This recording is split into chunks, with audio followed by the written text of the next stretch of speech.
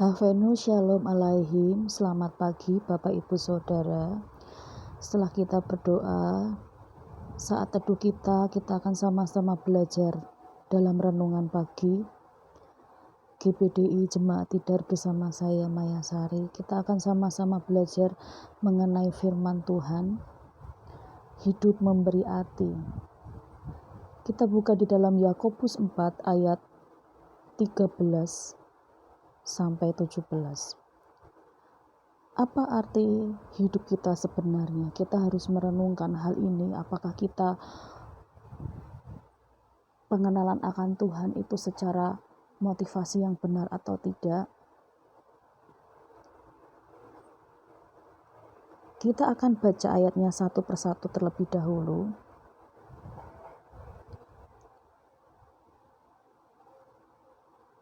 Yakobus 4 ayat 13 sampai yang ke-17. Jadi sekarang, hai kamu yang berkata hari ini atau besok, kami berangkat ke kota Anu dan di sana kami akan tinggal setahun dan berdagang serta mendapat untung. Sedang kamu tidak tahu apa yang akan terjadi besok. Apakah arti hidupmu? Hidupmu itu sama seperti uap yang sebentar saja kelihatan lalu lenyap.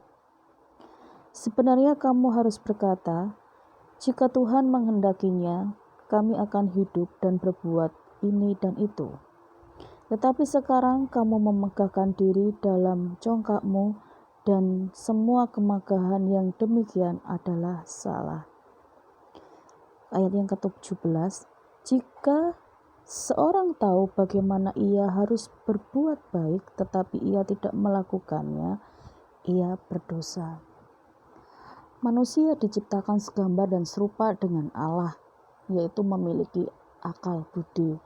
Sehingga manusia itu memiliki kreativitas, memiliki will, keinginan dan dorongan, dan memiliki banyak kemampuan. Tetapi dengan diberikannya akal budi, dan semakin banyak orang memiliki kemampuan, semakin banyak orang memiliki kreativitas, terkadang orang melupakan Tuhan di dalamnya karena rasa percaya diri yang tinggi. Nah, di dalam surat Yakobus ini merupakan bagian Alkitab yang berbicara secara praktikal. Surat Yakobus ini yaitu dikirim oleh Yakobus saudara Yesus kepada orang Yahudi yang sebagian besar adalah Kristen. Dan apa yang terjadi? Apa sih masalah yang terjadi pada saat itu ya? Sebagian besar mereka adalah orang Kristen. Mengapa mereka tidak mengingat Tuhan? Sebagai orang Kristen, apakah kita juga mengingat Tuhan? Ternyata ini masalah mengenal Tuhan atau pengenalan akan Tuhan, yang merupakan misteri yang sulit dipahami oleh kita manusia. Yang terjadi bahwa terkadang kita dengan pelayanan kita merasa atau berasumsi gitu ya, sudah mengenal Allah karena tingkah laku kita yang rohani begitu. Dan juga sudah melakukan kegiatan-kegiatan yang berkaitan dengan pelayanan gereja yang bersifat rohani. Dalam hal ini jika kita sadari menyangkut hal yang lebih religiusitas, yaitu kebutuhan kita sebagai manusia yang bersifat spiritual being atau kebutuhan untuk menyembah Tuhan.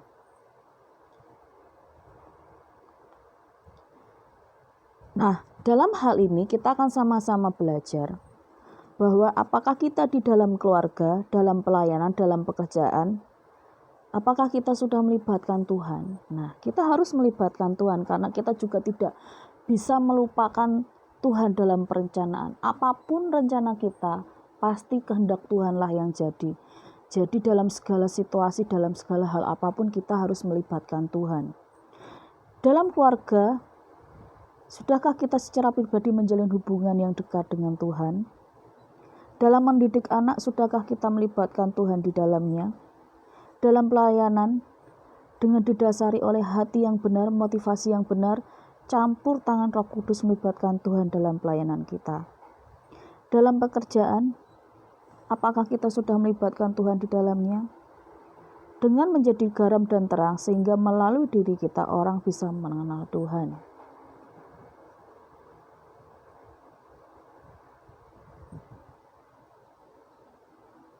Segala sesuatu yang kita perbuat, hendaklah perbuat untuk Tuhan. Ya, di dalam Kolose 3, kita buka Kolose 3 ayat 23. Apapun juga yang kamu perbuat, perbuatlah dengan segenap hatimu seperti untuk Tuhan dan bukan untuk manusia. Jadi, setelah kita mengenal Tuhan, pengenalan akan Tuhan secara pribadi, kebutuhan kita akan Tuhan, menyembah Tuhan. Ketika kita sudah menjalin hubungan yang dekat dengan Tuhan, pasti kita akan mengenal Tuhan secara pribadi dan pastinya melibatkan Tuhan di dalam segala hal, dalam segala apapun. Di dalam keluarga, di dalam pelayanan, di dalam pekerjaan, pasti kita akan melibatkan Tuhan karena kita sudah mengenal Tuhan. Dan tentunya kita akan memiliki motivasi yang benar.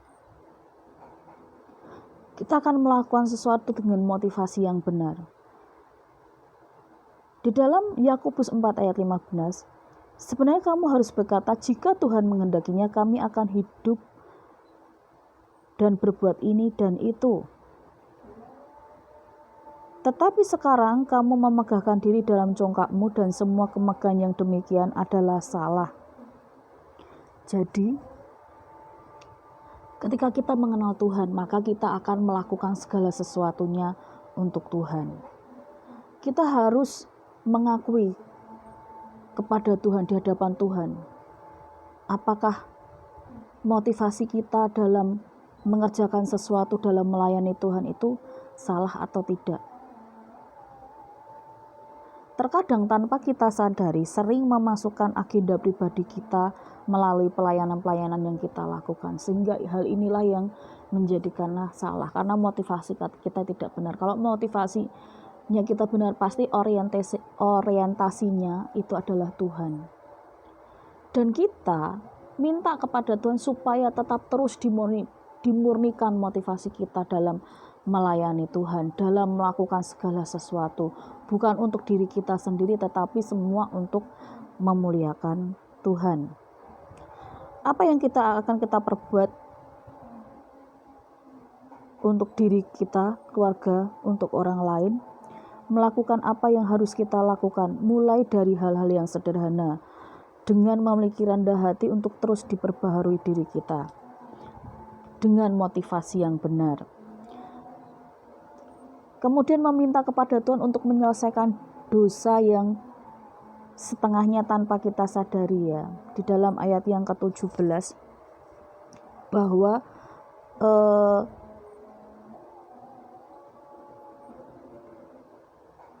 ayat ke-17, jika seorang tahu bagaimana ia harus berbuat baik tetapi ia tidak melakukannya, ia berdosa. Jadi kita harus meminta Tuhan untuk menyelesaikan dosa yang setengahnya disadari.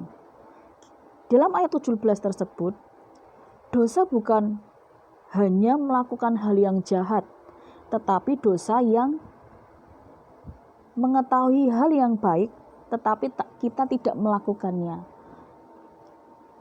Dosa juga karena kita tahu untuk melakukan kebaikan, tetapi kita menahan diri untuk melakukan kebaikan-kebaikan tersebut. Nah, jadi kita juga harus melibatkan Allah dalam seluruh rencana kita. Berguna, bermanfaat untuk orang lain, terutama untuk Tuhan. Karena apa? Hidup kita seperti uap yang sebentar saja lalu lenyap. Karena hidup sebenarnya adalah menanti kematian. Dipersiapkan atau tidak, pasti akan tiba waktunya. Jika hidup adalah kesempatan, maka gunakan kesempatan untuk menabur kebaikan. Gunakan untuk melakukan segala sesuatu yang baik dan melibatkan Tuhan di dalamnya. Pilihan ada di tangan kita, kita mau ambil atau tidak, atau justru malah membuangnya. Hidup memberi manfaat buat orang lain. Meski banyak rintangan, teruslah berbuat baik. Karena kebaikan sama halnya memintangi Tuhan. Jika Tuhan menghendakinya, kami akan hidup dan berbuat ini dan itu. Ya. Tetapi sekarang kamu memegahkan diri dalam congkakmu dan semua kemegahan yang demikian adalah salah. Jadi jika seorang tahu bagaimana ia harus berbuat baik, tetapi tidak melakukannya, ia adalah berdosa. Nah, bagaimana supaya kita tetap terus bisa memperbaiki diri dalam hal ayat renungan ini? Yang pertama, jujur di hadapan Allah bahwa kita memiliki motivasi yang benar dalam melayani Tuhan, memiliki motivasi yang benar dalam agenda-agenda pribadi kita, yaitu melibatkan Allah di dalamnya, dan supaya Tuhan memurnikan motivasi kita. Kemudian yang kedua, meminta Tuhan untuk menyelesaikan dosa kita, dosa yang setengahnya kita sadari, supaya kita, jika kita tahu itu harus kita lakukan, maka minta kepada Tuhan kemampuan untuk kita terus melakukannya, melakukan kebaikan dan tidak menahannya lagi. Yang ketiga, melibatkan Allah dalam seluruh rencana kita. Nah, Bapak Ibu Saudara, sudahkah kita melibatkan sepenuhnya? Sebenarnya kalau kita renungkan, tanpa kita sadari kita itu kalah start dengan orang-orang seberang sana, orang-orang yang di luar Tuhan Yesus ya. Mereka berlomba-lomba ketika mereka memiliki anak. Mereka berlomba-lomba untuk mengenalkan anak mereka kepada Tuhan. Bahkan setiap hari mereka nih ya, mengantarkan anaknya siang-siang jam 3 ke masjid untuk mengaji. Nah, apakah kita memiliki semangat yang seperti itu? Nah, ini kita kalah start ya, kalah langkah. Dan mereka juga ketika mereka memiliki harta yang berlebih, mereka memasukkan anak-anak mereka yang memiliki kualitas yang lebih bagus dengan yang di dalamnya kayak SDIT itu ya, di dalamnya ada sekalian ngajinya, bahkan mereka sekalian penitipan anak, jadi di situ diajarkan ngaji dan mengenal Tuhan mereka dengan lebih dekat lagi, meskipun pulangnya sore dan sekalian menitipkan anak di situ dengan kedisiplinan yang tinggi. Mereka sudah dimasukkan ke pondok. Sedangkan kita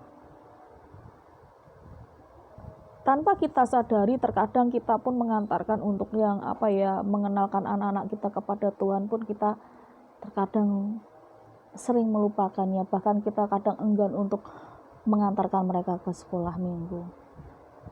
Bahkan diri kita sendiri secara pribadi terkadang kita jarang atau tidak pergi ke gereja. Nah, dalam hal ini karena hidup itu sebentar saja, kita nggak tahu, dan hidup itu seperti uap. Milikilah semangat yang seperti mereka, berlomba-lomba untuk mengenal akan Tuhan. Pengenalan akan Tuhan yang sungguh-sungguh dan minta terus dimurnikan motivasi kita dalam mengenal Tuhan. Sehingga kita bisa memperoleh mahkota kehidupan. Karena kematian adalah hal yang terdekat. Semua orang tidak bisa menghindarinya. Sebanyak apapun kekayaan yang dimiliki tidak bisa membeli kesempatan untuk menghindarinya.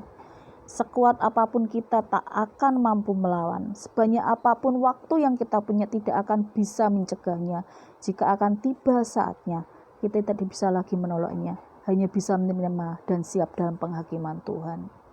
Nah, untuk itu Bapak Ibu Saudara, supaya kita bisa memperoleh mahkota kehidupan dan kita hidup kekal, mari kita berlomba-lomba untuk pengenalan akan Tuhan secara pribadi, bahkan membagikannya dengan orang lain. Demikian renungan firman Tuhan. Kita akan belajar bersama-sama. Selamat pagi Bapak Ibu Saudara, selamat beraktivitas, tetap semangat dan jaga kesehatan. Tuhan Yesus memberkati.